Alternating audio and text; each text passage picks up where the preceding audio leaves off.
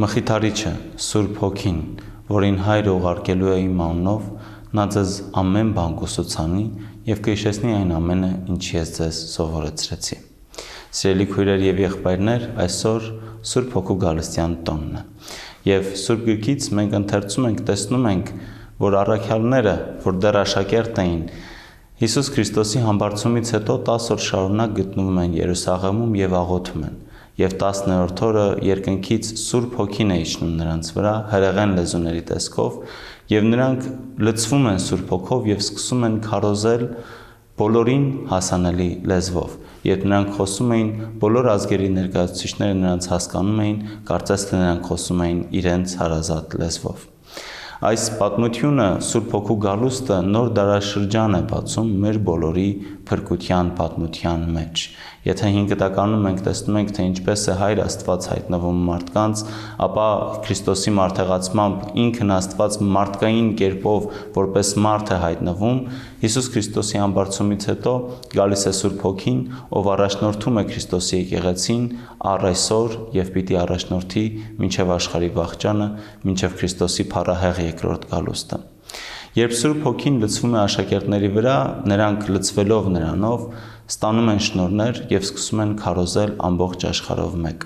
Նույն կերպ և մենք բոլորս, որ մկրտվում ենք և Քրիստոսի հետ մահանում ենք իբրև մեղքի ծառաներ և հարություն ենք առնում նրա հետ իբրև Աստծո զավակներ, ստանում ենք Սուրբ Հոգին, լցվում ենք Սուրբ Հոգով մկրտության ժամանակ և ստանում ենք նրա շնորհները բաշխելու համար բոլոր ժողովրդին, ամբողջ ժողովրդին։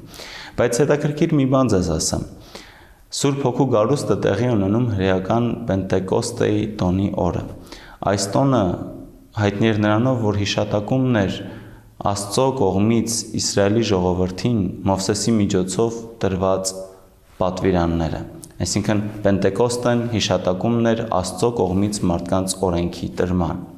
Եվ այսօր էլ, երբ մենք ընթերցում ենք այս պատմությունները, հասկանում ենք, որ մկրտվելով և ստանալով Սուրբ Հոգին, մենք Աստծուց պատվիրան ենք ստանում։ Մենք ոչ միայն շնորհն ենք ստանում, լցվում ենք Սուրբ Հոգով, այլև Աստծո պատվիրաններն ենք ստանում, նոր օրենք, ոչ հրեական հին օրենքը, այլ նոր օրենք, Քրիստոսի օրենք, սիրո օրենք, ով ասում է, թե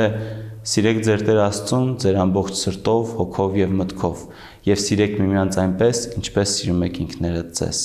Մկրտվելով մենք ոչ միայն դադարում ենք մեղքի ծառա լինել և հարություն ենք առնում իբրև Աստծո զավակներ և լցվում ենք Սուրբ Հոգով, այլ նաև պարտավորվում ենք Աստծո սերը սփռելու ամբողջ աշխարհում։ Հետևաբար բոլորիս շնորհավորելով Սուրբ Հոգու գալստյան տոնի առթիվ, ես ցանկանում եմ աղոթք բարձրացնել առ Աստված, որ Աստված, որ մեզ բոլորիս լցրել է իր ներկայությամբ, զորացնի մեզ, կորովություն տա մեր մտքներին, տեսողություն մեր աչքերին, զորություն մեր բազուկներին և անսասանություն մեր ոտքերին, որպեսզի կարողանանք քայլել արդարության ճանապարհներով և Աստծո սերը սփռել ամբողջ աշխարհում։ Եվ թող Տերը մեզ ամենքիս զորավիք լինի։ Ամեն։